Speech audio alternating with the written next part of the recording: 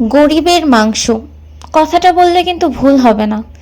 এই খাবারটাকে কিন্তু গরিবের মাংস বলা হয়, কারণ এই খাবারটার টেস্ট একদমই মাংসর মতো হয়। তাই আমি এই খাবারটার নাম দিয়েছি গরিবের মাংস। অনেকেই এটাকে পছন্দ করে না, আবার অনেকেই এটাকে খুব পছন্দ করে।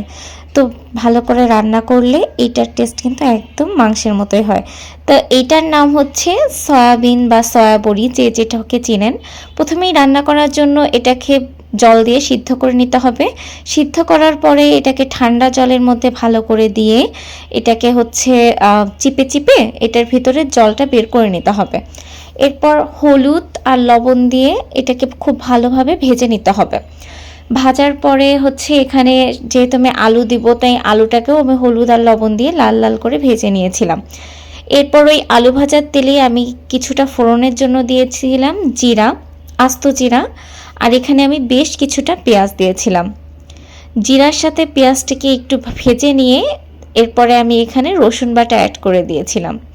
এখানে রসুনের পরিমাণটা যেরকম মুরগিতে নিন মোটামুটি সেভাবে নিলেই হবে।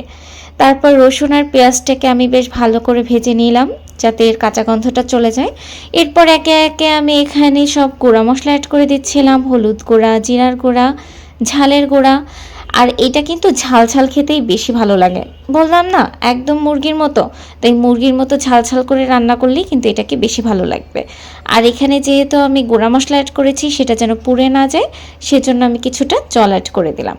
আর বরাবরের মতো এবারও বলবো যে মশলা কিন্তু খুব ভালোভাবে কষানো হতে হবে, না হলে কিন্তু কোনো রান্নায় মজা হবে না।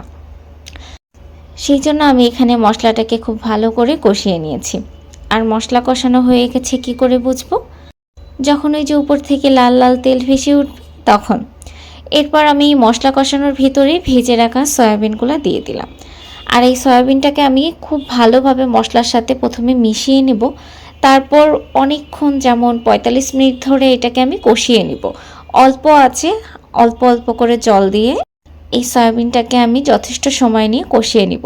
এই যে কষানোর পরে দেখেছেন কালারটা কত সুন্দর আসছে, মানে সব মশলাগুলো মনে হচ্ছে যেন এর ভিতরে ঢুকে গেছে। তারপর এই যে ভালো করে মশলা কষানো হয়ে গেলে আমি এর ভিতরে আলু অ্যাড করে দিব। আলুটা প্রথমে না দেওয়ার কারণ হচ্ছে যেহেতু আমি আলু ছোট ছোট করে কেটেছি, তো প্রথমেই দিলে আলুটা কিন্তু গলে যেত। এরপরে আমি এখানে ঝোলের জন্য জল দিয়ে দিয়েছি। এই যে ঝোলের জন্য জল দেওয়ার পরে বেশ ভালো করে কিছুক্ষণ ধরে অল্প আঁচে ফুটিয়ে নিব।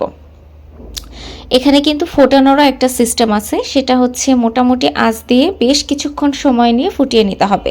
তাহলে কিন্তু ঝোলের টেস্টটাও মজা আসবে আর গুঁড়া মশলার টেস্টটাও ভালো আসবে। আর এটা করলেই হয়ে যাবে।